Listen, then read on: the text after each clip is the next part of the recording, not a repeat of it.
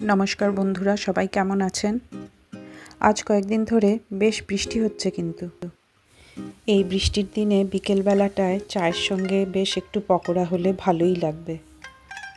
তাই আজ নিয়ে এসেছি এমন একটা পকোড়া যেটা খেতে বেশ মজাদার, কিন্তু দেখতে ভয়ঙ্কর। তবে মুখে দিলে বলবেন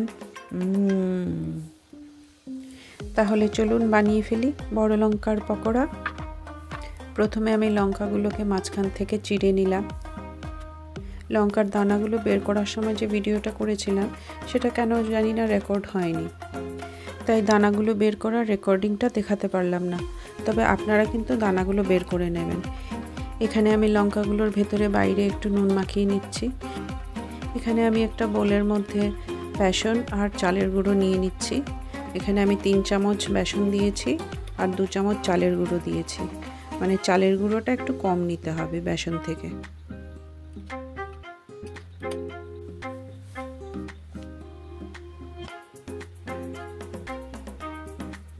সাথে একটু আদা রসুন পেস্টও দিয়ে দিচ্ছি।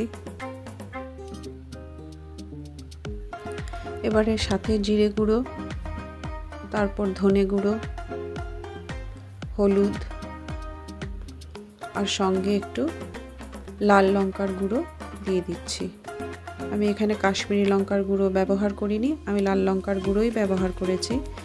আর তার সঙ্গে একটু গোলমরিচের গুঁড়ো দিয়ে দিলাম, আর সঙ্গে নুনটাও দিয়ে দিচ্ছি।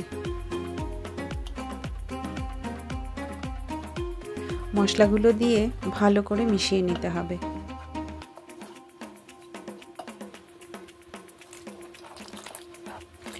এবারে জল দিয়ে মিশ্রণটাকে ভালো করে গুলে নেব। এগুলো যে শুধু চায়ের সাথে খেতে ভালো লাগে তা নয়, আপনি চাইলে কিন্তু রাইস ডালের সাথেও খেতে পারেন। দেখুন, ব্যাটারের কনসিস্টেন্সিটা অনেকটা এরকম ধরনের হবে, খুব মোটা নয় আবার একদম পাতলাও নয়।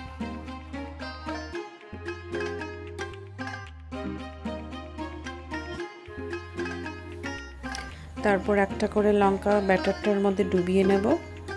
ভালো করে ওটাকে মাখিয়ে নিতে হবে লঙ্কাগুলোর ওপরে, আর ভেতরেও ভালো করে ব্যাটারটা ঢুকতে হবে। আমার কিন্তু বর্ষাকালে খিচুড়ির সাথে এই পকোড়া খেতে অসাধারণ লাগে। কড়াতে তেল দিয়ে দিচ্ছি।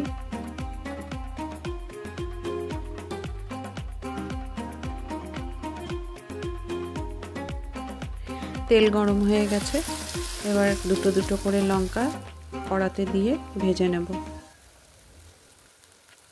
এক পিঠ ভাজা হতে হতে দেখবেন ওপর দিকে ব্যাটারটা অনেকটা হালকা হয়ে গেছে।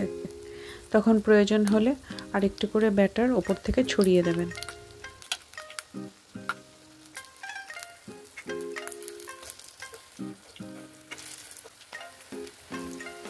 একদিক ভাজা হয়ে গেছে, এবার অপর দিকটা উল্টে দিচ্ছি ভাজা হওয়ার জন্য। দেখতে কেমন লাগছে, জিভে জল আসছে তো। একটু লো ফ্লেমে রেখে হালকা হালকা চাপ দিয়ে ভাজতে হবে, না হলে ভেতরটা না কাঁচা থেকে যায়। মুচমুচে বেশ ক্রাঞ্চি ভাব এসে গেছে। লঙ্কাগুলো এবার তুলে নিচ্ছি।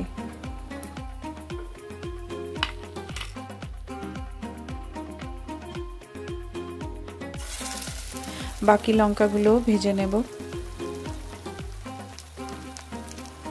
ঠিক আগের বারের মতো ব্যাটার ওপর দিয়ে আবার একটু করে ছড়িয়ে দিয়ে উল্টে পাল্টে ভেজে তুলে নেব। ভিডিওটা যদি ভালো লেগে থাকে তাহলে লাইক, শেয়ার আর সাবস্ক্রাইব করবেন প্লিজ। দেখুন কেমন লাগছে, বেশ মুচমুচে ভাব এসছে তো। যাই এবার একটু চা বানিয়ে নিই।